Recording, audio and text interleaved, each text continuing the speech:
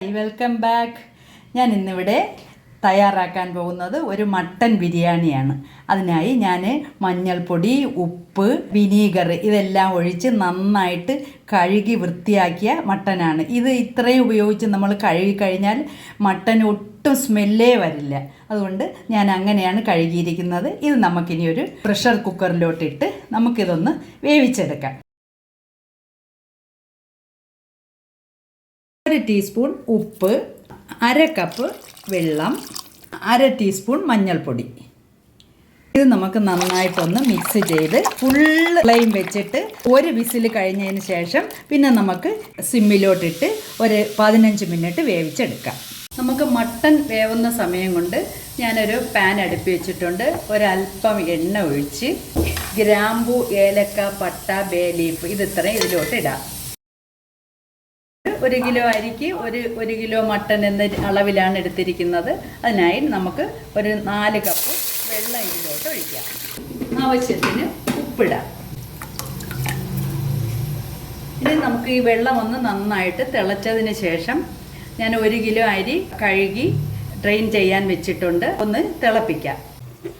നമ്മളെ വെള്ളം നന്നായിട്ട് തിളച്ചിട്ടുണ്ട്. ഇനി നമുക്ക് അരി ഇതിലോട്ട് ഇടാം. ഇനി നമുക്ക് ഒരു മുറി നാരങ്ങ നീര് കൂടി ഇതിലോട്ട് പിഴിഞ്ഞൊഴിക്കാം. ഒരു 2 ടീസ്പൂൺ നെയ്യ് കൂടി ഒഴിക്കാം. എന്നിട്ട് നമുക്ക് ഒരു 90% അരി വേവിച്ചെടുക്കാം. നമ്മൾ അരി വേവുന്ന സമയം കൊണ്ട് ഞാൻ ഒരു അടുപ്പിലോട്ട് ഒരു ഉരുളി വെച്ചിട്ടുണ്ട്. അതിലോട്ട് കുറച്ച് എണ്ണ ഒഴിക്കാം. സൺഫ്ലവർ ഓയിലാണ് ഒഴിച്ചിരിക്കുന്നത്. ഇനി നമുക്ക് കുറച്ച് ഇഞ്ചി വെളുത്തുള്ളി ചതച്ചതിടാം. 5 പച്ചമുളക്. നമ്മളെ ഉള്ളി നന്നായിട്ട് ഒന്ന് വഴഞ്ഞ് വന്നിട്ടുണ്ട്. ഇനി നമുക്ക് ഒരു പീസ് പട്ട ഇടാം. ഒരു മുഴുവൻ കുരുമുളക് ഒരു 2-3 പീസ് ഇടാം. ഒരു 2-3 ഏലക്കായ ഇടാം. അല്പം പെരിഞ്ചീരകം ഇടാം. 2 ടൊമാറ്റോ നന്നായിട്ട് അരിഞ്ഞു വെച്ചിട്ടുണ്ട്, അതിടാം. ഇനി നമുക്ക് കുറച്ച് സവാള നന്നായിട്ട് നെയ്യിൽ വഴറ്റിയതാണ്. ഇത് നമുക്ക് ഇതിലോട്ടിട്ട് നന്നായിട്ടൊന്ന് വഴറ്റാം. ഇനി നമുക്ക് ഇതിനകത്തോട്ട് 1/2 ടീസ്പൂൺ മല്ലിപ്പൊടി, 1 ടീസ്പൂൺ മഞ്ഞൾപ്പൊടി, 1/2 ടീസ്പൂൺ മുളക് പൊടി, 1/4 ടീസ്പൂൺ ഗരം മസാല ഇതെല്ലാം കൂടെ മിക്സ് ചെയ്തതാണ്. ഇത് നമുക്ക് ഇതിലോട്ടിട്ടൊന്ന് വഴറ്റിയെടുക്കാം. മട്ടൻ നന്നായി വെന്തിട്ടുണ്ട്. ഇനി നമുക്ക് ഇത് ഇതിലോട്ട് മിക്സ് ചെയ്യാം.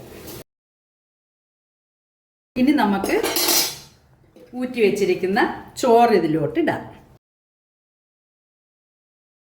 കാഷ്യൂവും കിസ്മിസും നന്നായിട്ട് നെയ്യിൽ പൊരിച്ചെടുത്തിട്ടുണ്ട്. ഇത് നമുക്ക് ഇതിലോട്ട് മിക്സ് ചെയ്യാം. ഇനി നമുക്ക് കുറച്ച് മല്ലിയില, പുതിനയില ഇത് രണ്ടും കൂടെ മിക്സ് ചെയ്തതാണ്. നന്നായിട്ട് പൊരിച്ചു വെച്ചിരിക്കുന്ന സവാള കൂടി ഇതിലോട്ട് മിക്സ് ചെയ്ത് നമുക്ക് ഒരു 15 മിനിറ്റ് ഒന്ന് അടച്ചു വെച്ച് സിമ്മിലിട്ടൊന്ന് ആവി കയറ്റി എടുക്കാം.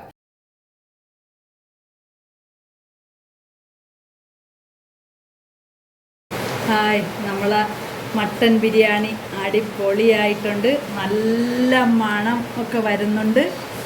നമുക്കൊന്ന് സെർവിങ് പ്ലേറ്റിലേക്ക് ഒന്ന് മാറ്റാം.